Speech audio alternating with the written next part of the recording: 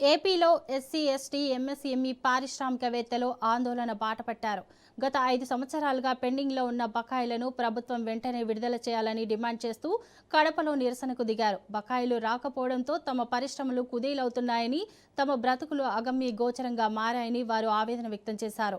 పెట్టుబడులు పెట్టి పరిశ్రమలు స్థాపించిన తాము ప్రభుత్వ ప్రోత్సాహకాలు అందకపోవడంతో తీవ్రంగా ఆర్థిక ఇబ్బందులు ఎదుర్కొంటున్నామని వాపోతున్నారు.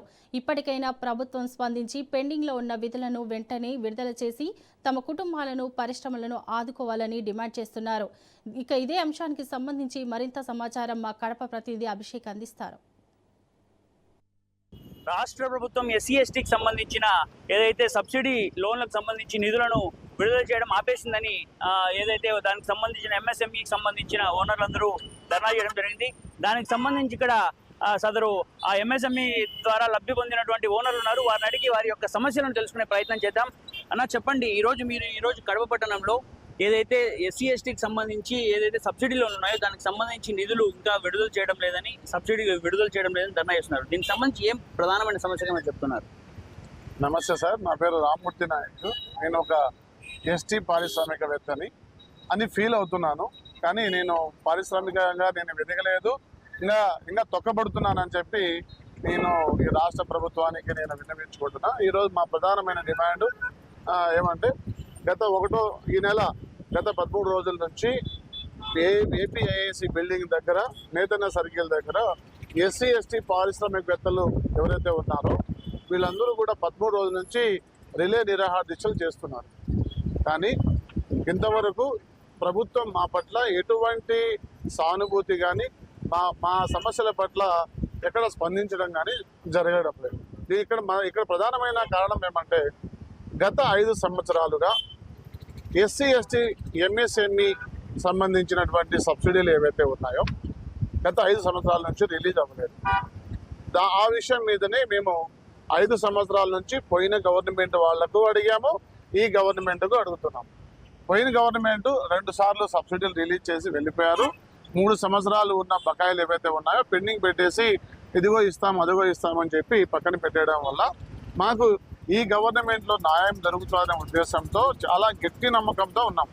కానీ ఈరోజు రాష్ట్రంలో ఉన్న నలుమూల నుంచి ఎవరైతే ఉన్నారో ఎస్సీ ఎస్టీ పారిశ్రామికవేత్తలు ఎవరైతే ఉన్నారో వీళ్ళందరూ కూడా రోడ్డున పడ్డారు. ఎందుకు రోడ్డున పడ్డారంటే మేమంతా కూడా మొదటి తరం పారిశ్రామికవేత్తలమండి.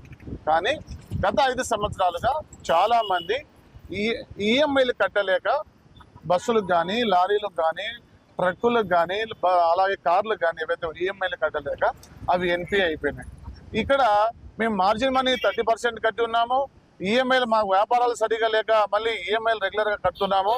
ఈ ఈఎంఐ బ్యాంకర్స్తో మేము ఇబ్బంది పడుతూ ఇంట్లో ఉన్న తులమ బంగారం ఏదైతే ఉందో, ఏదైతే మాకు పొలమ ఉన్న బంగారాన్ని తాకట్టు పెట్టి ఈఎంఐలు కట్టుకుంటూ వచ్చాం. ఇన్ని రోజులు కట్టుకుంటూ వచ్చాం. ఇప్పుడు మా వల్ల అవ్వడం లేదు.